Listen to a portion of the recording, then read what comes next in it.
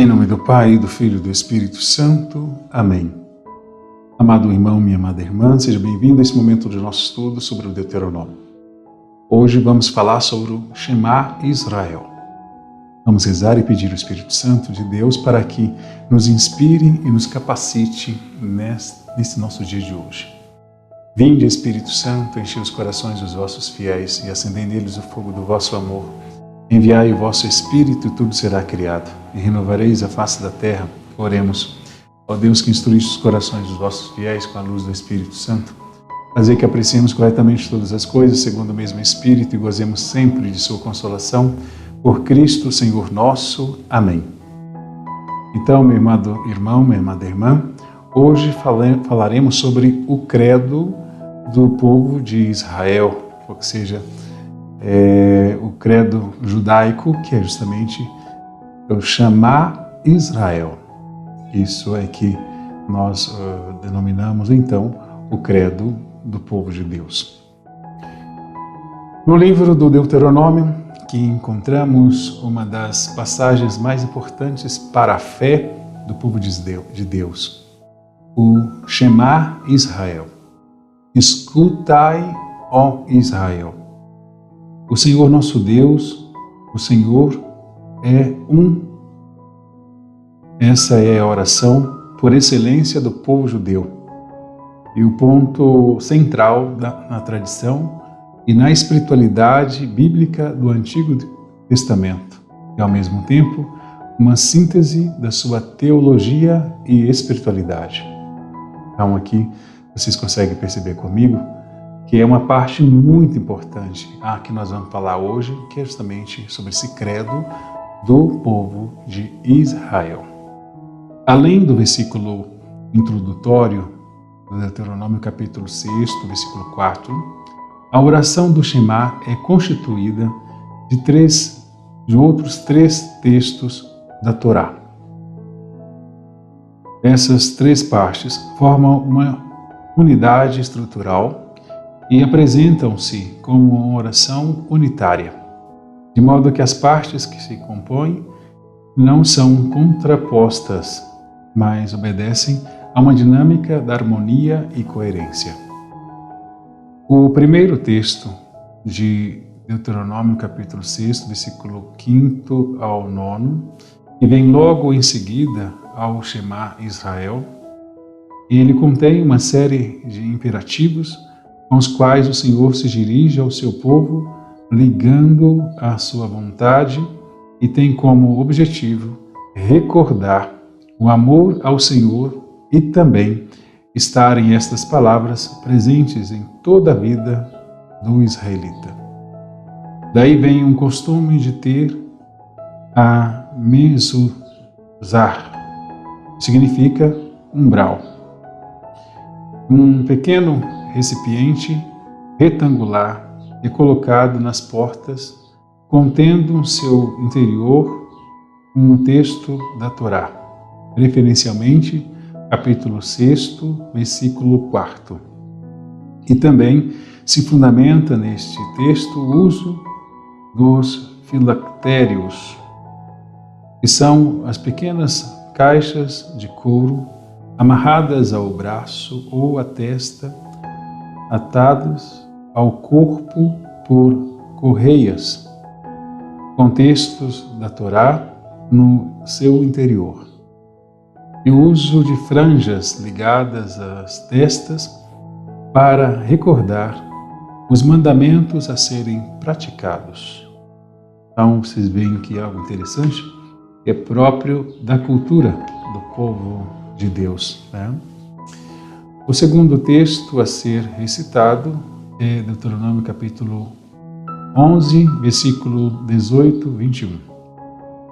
E em parte se assemelha ao primeiro texto, recordando que as palavras da Torá devem envolver todo o ser e todo o espaço da pessoa e que devem ser ensinadas aos filhos e às gerações seguintes. A fidelidade à Torá garantirá a posteridade na terra que o Senhor prometeu aos pais. O terceiro texto do Shema Israel é do livro dos Números, capítulo 15, versículo 37 ao versículo 41, que narra o momento em que o povo está na caminhada pelo deserto, quando Moisés transmite aos filhos de Israel as orientações recebidas do Senhor. Dessa passagem vem o costume de vestir o talit, uma mantilha, em forma de escapulário que os judeus praticantes usam. As borlas com um fio de púrpura era um sinal importante nas vestes cultuais. Pode ver isso então em Êxodo, capítulo 25, versículo 4, capítulo 26, versículo 11, capítulo 28, versículo 1 de Êxodo, para chamar a atenção sobre o caráter sagrado da comunidade. Novamente, o texto insiste na recordação de que a Torá deve ser transmitida e recordada diariamente. Então, é importante nós percebermos que diversos momentos do dia é recitado esse Shema em Israel. O mais importante dos 3 textos é o primeiro, pois o segundo e o terceiro podem ser omitidos ou abreviados. Em certas regiões é costume que depois do segundo texto seja recitado mais uma passagem da Torá, Deuteronômio capítulo 11, versículo 13 ao 17, que inclui as bênçãos sobre as lavouras e os animais. No Shema, o verbo escutar dá todo o ritmo da oração. O verbo usado no imperativo está presente em outras passagens do Deuteronômio. Deuteronômio capítulo 5, versículo 1, capítulo 9, versículo 1, capítulo 20, versículo 3, capítulo 27, versículo 9. Mais do que um convite qualquer, é um chamado enfático semelhante à tradição sapiencial. Provérbios, capítulo 1, versículo 8, em que o mestre da sabedoria, a exemplo do pai, ao educar o filho, motiva seus discípulos a desenvolver a atenção, ser obediente e não desprezar a instrução, porque acolhendo a sabedoria está necessariamente o conduzirá à vida.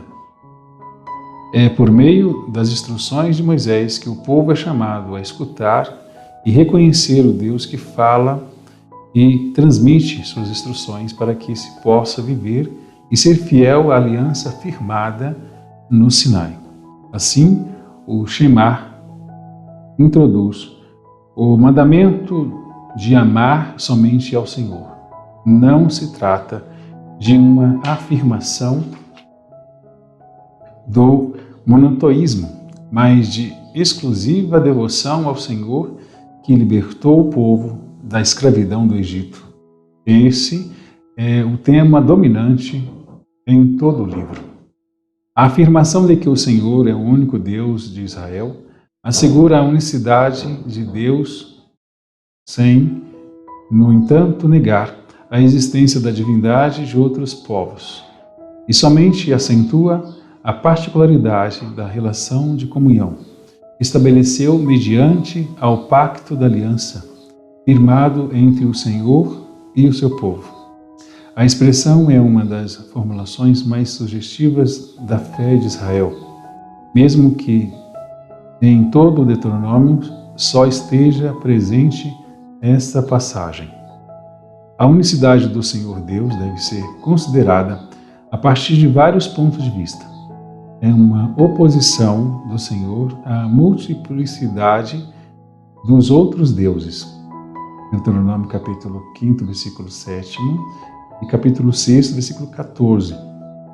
É uma afirmação não tanto do monoteísmo, mas do modo de conceber o Senhor que possui um só nome. E não tem nenhuma imagem, sobretudo, é a imagem única de Israel. Assim, a unicidade de Deus exprime o fato de que ele não possui comparação com as outras divindades, como Moisés já havia mencionado várias vezes, Deuteronômio capítulo 4, versículo 7 e também versículo 34, versículo 35 e versículo 36. O povo é chamado a escutar e reconhecer que o Senhor é seu Deus. Essa é a resposta que o povo deve dar ao Deus que foi fiel ao seu momento de dor e sofrimento. Foi Deus que viu sua opressão e escutou seus clamores. Êxodo capítulo 3, versículo 7. Moisés recorda ao povo que foi Deus quem fez uma escolha por amor e gratuidade. O Senhor afeiçoou-se a vós e vos escolheu, não por seres mais numeroso que os outros povos, na verdade sois o menor de todos os povos, mas porque o Senhor vos amou e quis guardar o juramento que fez aos vossos pais. Por isso, o Senhor vos fez sair com braço forte, resgatando-vos da mão da escravidão, das mãos do faraó, rei do Egito. Deuteronômio capítulo 7, versículo 7 e o 8. Então, vocês conseguem ver comigo? Veja que bonita essa explicação feita já a princípio do Shema Israel e dessa escolha que Deus fez do povo de Deus. Isso é sensacional, maravilhoso, né? E da mesma forma, Deus nos escolheu hoje. Ele escolheu a mim, escolheu a você, escolheu a nós como seu povo da nova e eterna aliança. A ação de Deus não se limitou a ouvir os clamores e livrar o povo das garras opressoras do faraó.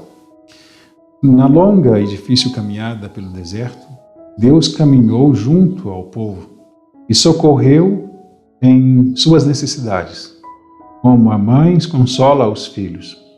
Em terra deserta o encontrou na vastidão lutante do ermo.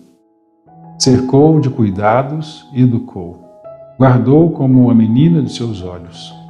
Qual águia que desperta a ninhada, esvoaçando sobre os filhotes, estendeu as suas asas e o levantou, e sobre as suas penas o carregou.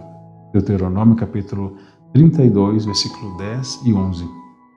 O povo deve recordar o que o Senhor fez por ele. Por isso, o que Deus pede agora é amor e fidelidade, não somente a Deus, mas também aos irmãos.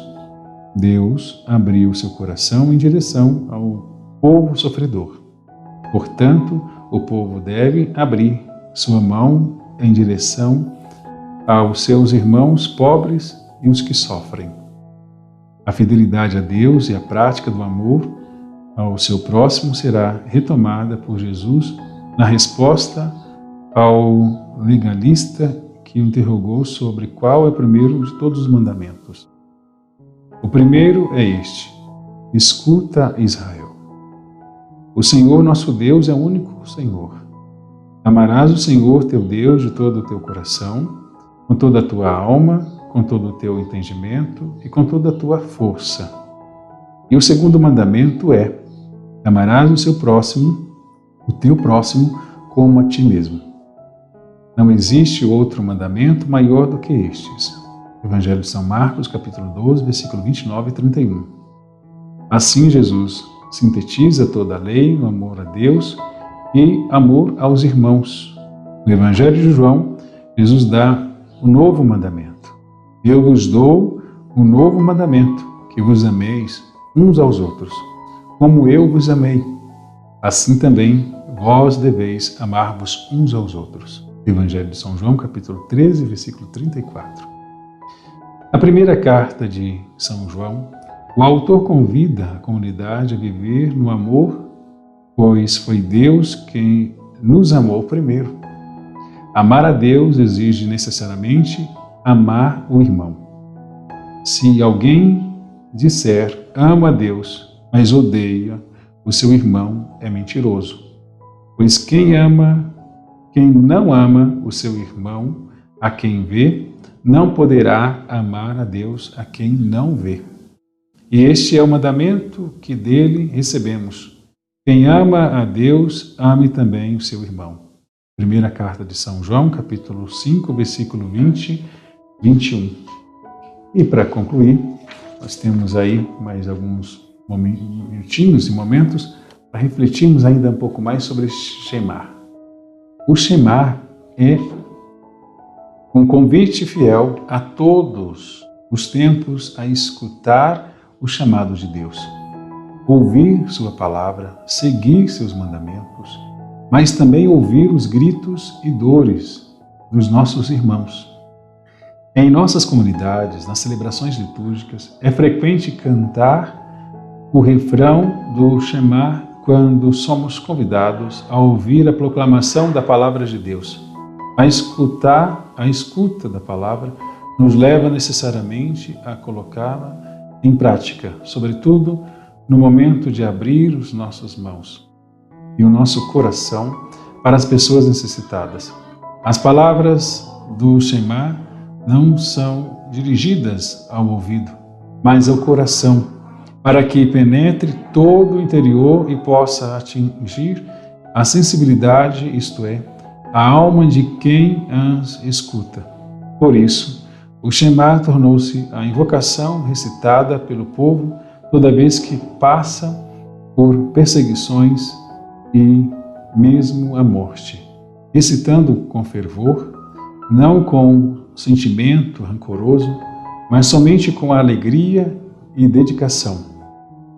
A recitação do Shema recorda que o rosto de Deus está sempre ao lado do seu povo, para a vida e para a paz, de dia e de noite, na opressão e na liberdade.